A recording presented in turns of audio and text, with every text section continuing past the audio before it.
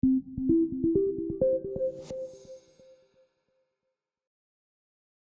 2021 Visionary Principal of the Year Secondary Level and New Jersey recipient of the NASSP Principal of the Year Award is Dr. Kwame Morton. Kwame Morton is the principal of Cherry Hill High School West.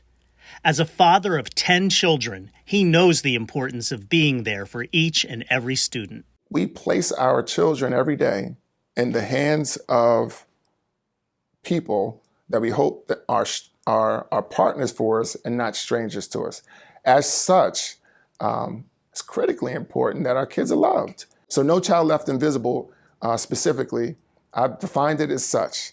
It means that we will help our children to achieve success as evidenced by the fact that they'll attain an A or a B in every class, or we will provide our kids with multiple opportunities to access that level of success. Just to know that a child is welcomed, is valued, and has a voice at High School West allows them to not be invisible and makes them extremely important to all of us in all of our work. We have a district-wide initiative, Student Voice. This idea that our students and our children have voice in our building.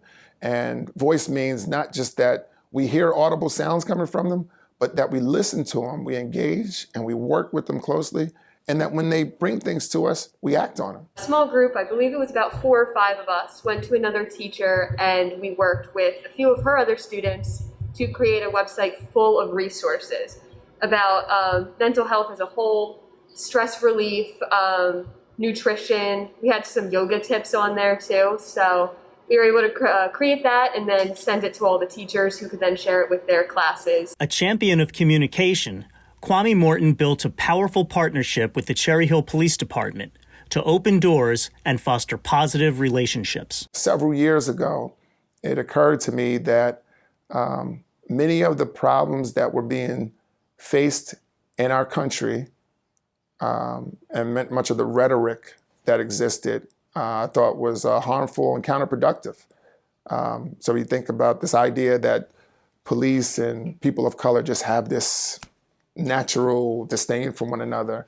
I know it not to be true. So we intentionally tried to do things to include our local law enforcement into the fabric of the school. Kwame has nurtured and established a relationship with the chief of police that has paid incredible dividends. That's had the chief, his ranking officers, the men and women who are out on patrol on the streets come here and work out with the students, run with them as a cross-country team, run with them with the track team. And I've heard great stories from the students and from the police, about the challenges and what that meant to do it.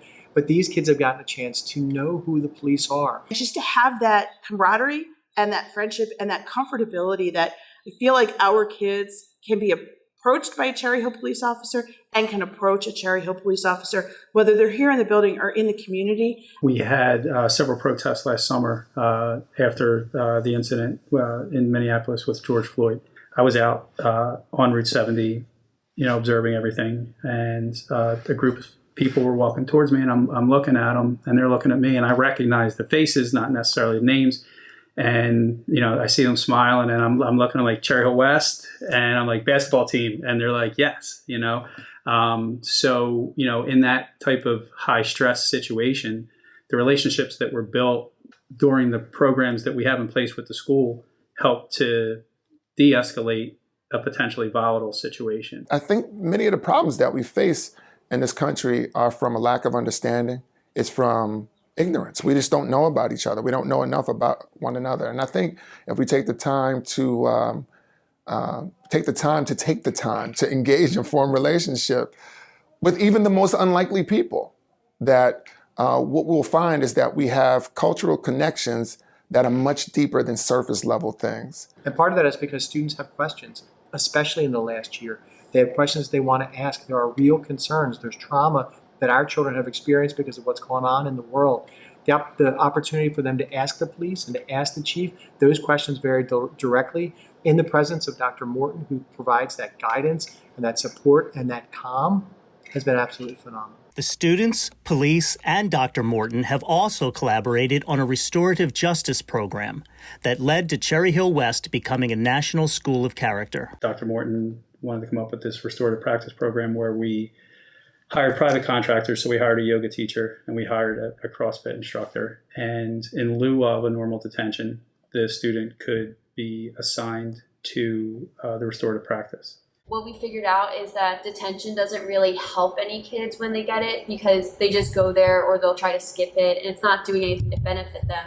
So for next year and the years after, we're adding more internships to the school so you can do other things like be an intern for somebody in social media work or people who like work on cars so you can have actual real life experiences and that's something you can learn from instead of detention. It's extremely satisfying. I'm so proud of the relationship that I have with Dr. Morton. If it wasn't for him, none of this would happen. I wake up every morning excited and optimistic and enthusiastic about coming here and having an opportunity to interact with my students and with my faculty and with my parents. Even the hard days are great days. It's an absolute pleasure. So thank you. Congratulations to today's recipients, and thank you, NJPSA, for this honor. I'm extremely grateful, appreciative, and deeply humbled, as I know there's so many great principals across the state of New Jersey who are also equally deserving.